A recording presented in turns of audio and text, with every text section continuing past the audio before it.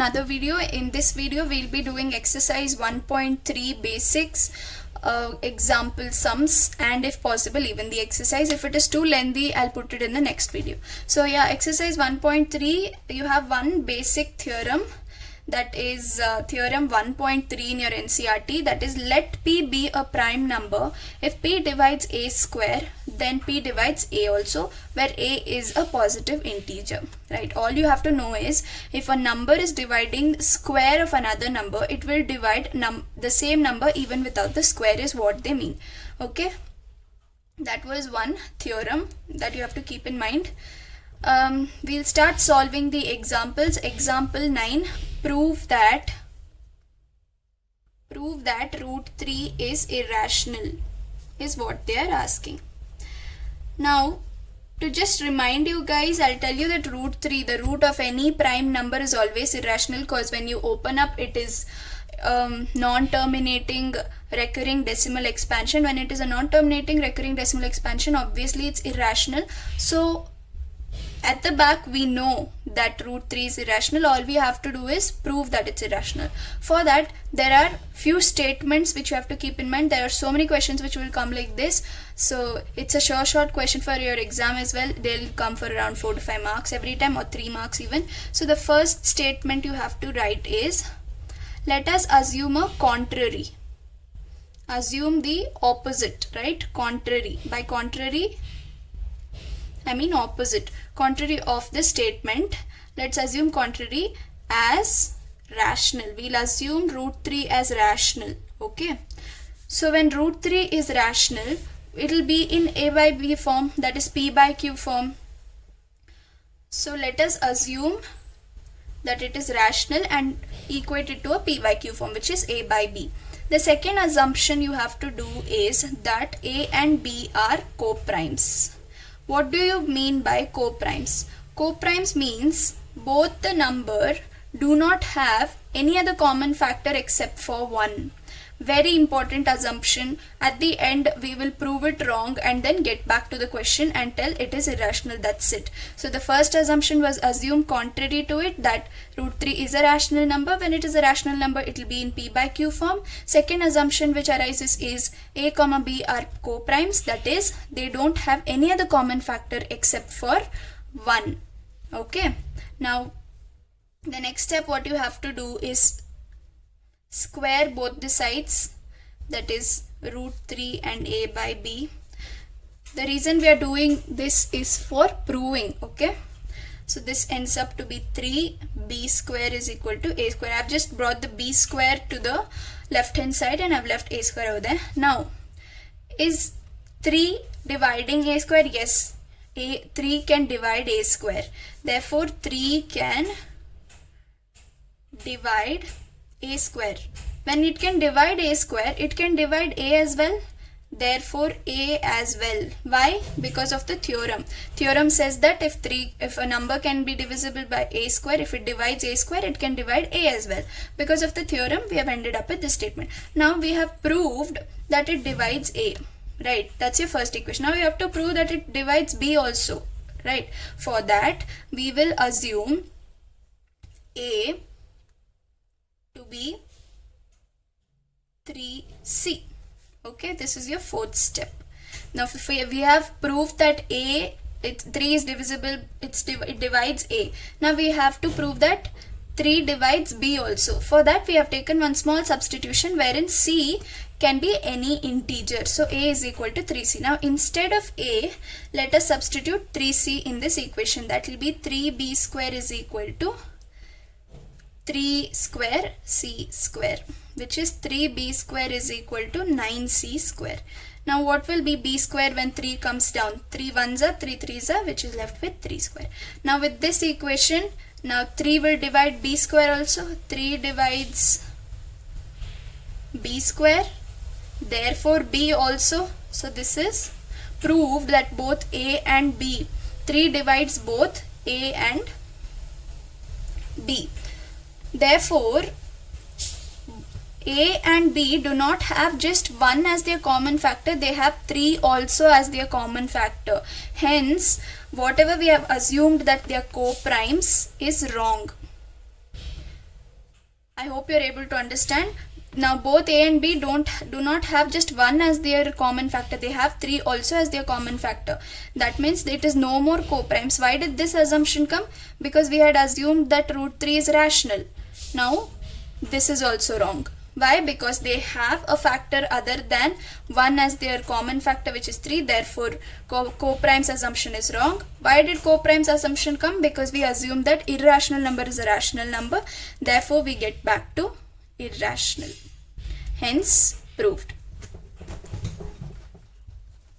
Hope you were able to see that. Therefore it's an irrational number. Next example is example 10. Prove that or show that 5 minus root 3 is irrational.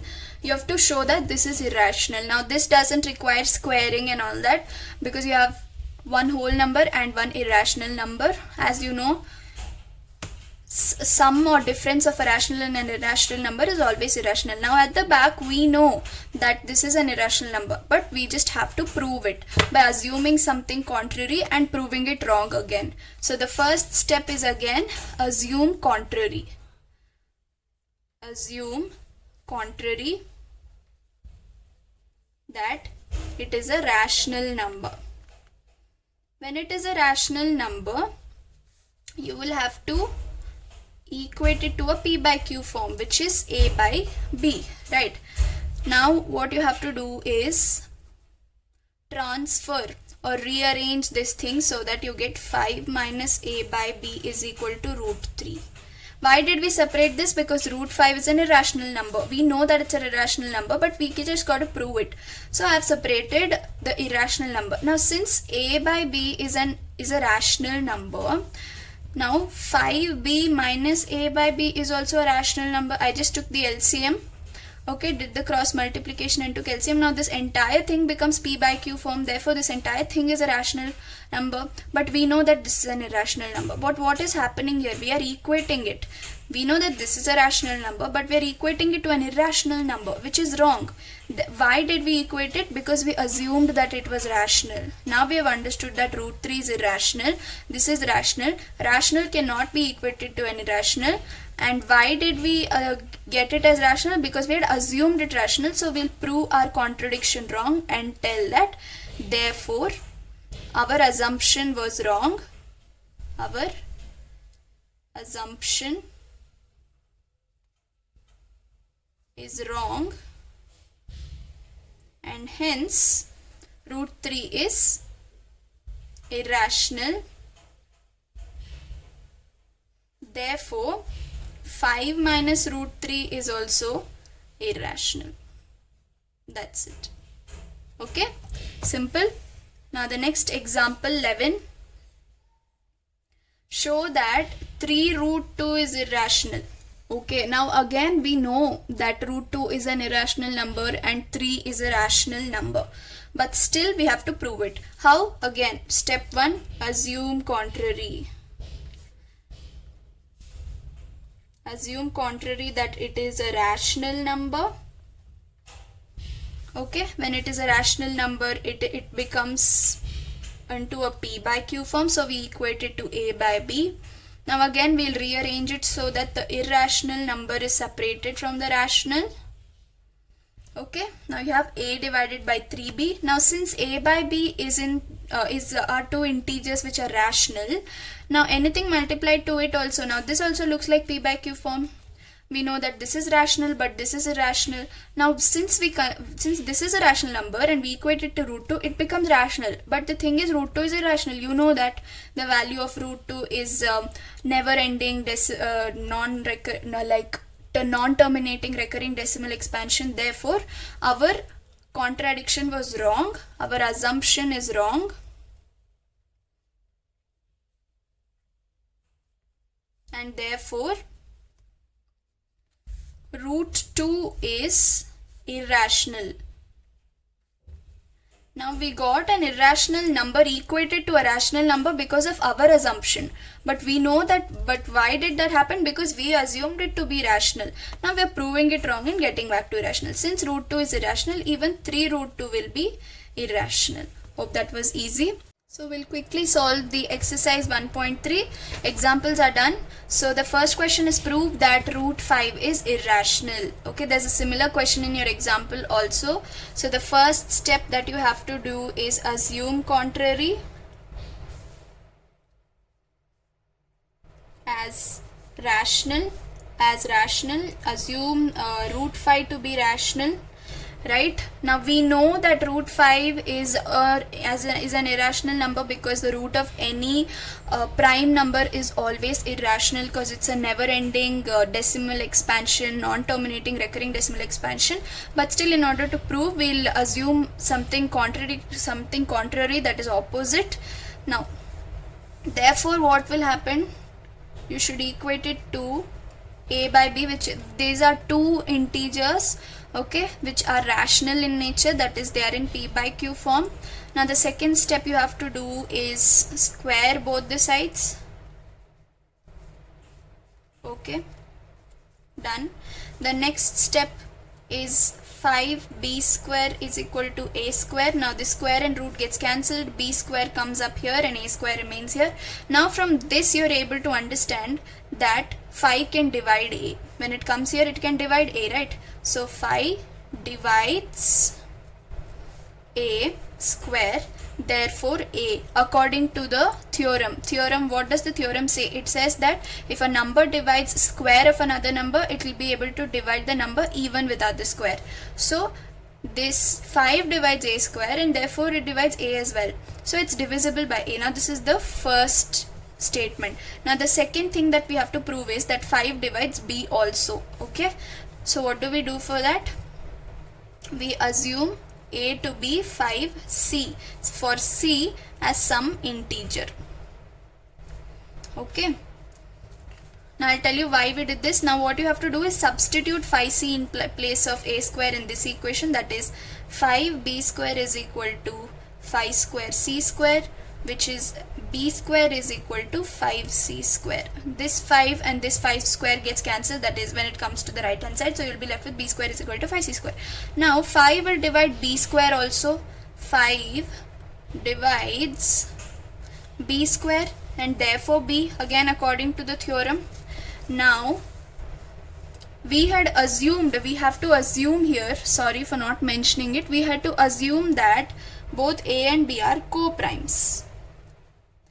Now this assumption is arised due to assuming that it's a rational number. Because we assumed root 5 as a rational number, we have to assume a comma b as co-primes. What is the meaning of co-primes? Co-primes means they don't have any other common factors except for 1.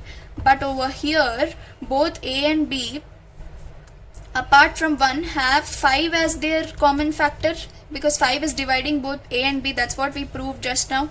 So apart from 1 it is having even 5 as its common factor, so therefore it's no more co-prime. Our assumption that it was co-prime is wrong. Now why did the co-prime assumption come? Because we assumed that it is rational.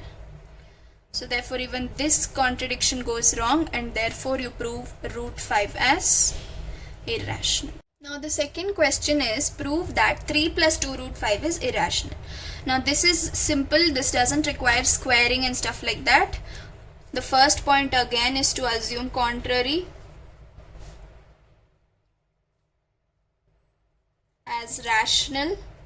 When it is rational it will be in p by q form, so we'll equate 3 plus 2 root 5 to a p by q form where a and b both are integers, they are rational in nature. Okay, and the next step what you have to do is separate rational and irrational. Now you know that 3 is a rational number because it's a perfect whole number, whereas root of a prime number is an irrational number because it is a non-terminating recurring decimal expansion. We know it, but still we have to prove it. So we'll just rearrange this for it to become convenient. 2 root 5 is equal to a by b minus 3, and still further separation, that is a minus 3b by 2b. I just took the LCM and brought 2 down.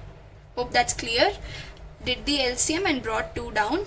So now this entire thing is in the form of p by q, because of which it's looking as rational number. This is a rational number, but we know that root 5 is an irrational number. But still we have assumed it to be rational. this is in p by q form.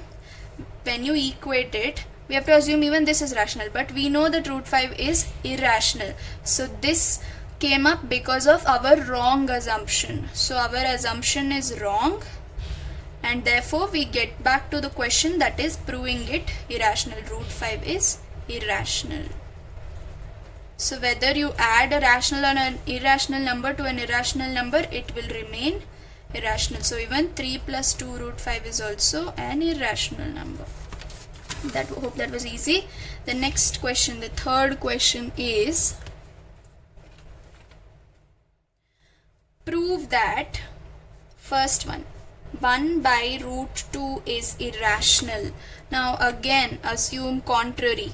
Okay, I'm not repeating it again. Assume, you have to write the full statements. Assume contrary, therefore 1 by root 2 will be equal to a by b, that is a and b are integers, rational, they are rational in nature. Now we'll rearrange it, that is put this in the numerator. Now whether it's a by b or b by a, both are integers which are rational in nature. Okay, that is they are in p by q form.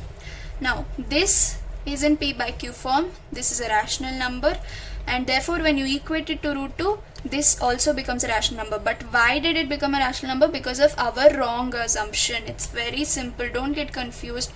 Because of our wrong assumption. Therefore root 2 is irrational, and since root 2 is irrational, even 1 by root 2 will be irrational, because when you divide rational by irrational or irrational by irrational, it's going to be irrational only. Okay, these are basics that you have to know every time. Now the next question is, now we'll quickly do the second sub question, that is prove 7 root 5 as irrational. Same steps again and again. Contrary, assume, you write the entire statement, assume 7 root 5 contrary, that is assume it to be rational. When it is rational, contrary assumption, or assume contrary, whatever, contrary assumption that it is rational. Okay, you guys should write it in full statements. Okay, so when it is a rational, it will be equated to a p by q form where both a, b are integers in p by q form. Now we know that root 5 is an irrational number, so to prove that we are separating it. Okay, now this entire thing is in p by q form. Now this is a rational number. When you equate it to root 5, and root 5 becomes rational. But why did we equate a rational number to an irrational number? Because of our wrong assumption. Okay, hope you understood. Therefore root 5 is a rational number, and hence even 7 root 5, a number multiplied with an irrational will always remain irrational. That is, rational into irrational is always irrational number. Okay, that's it. Now the third sub question is 6 plus root 2. You have to prove that 6 plus root 2 is an irrational number. Again, contrary assumption that it is a rational number.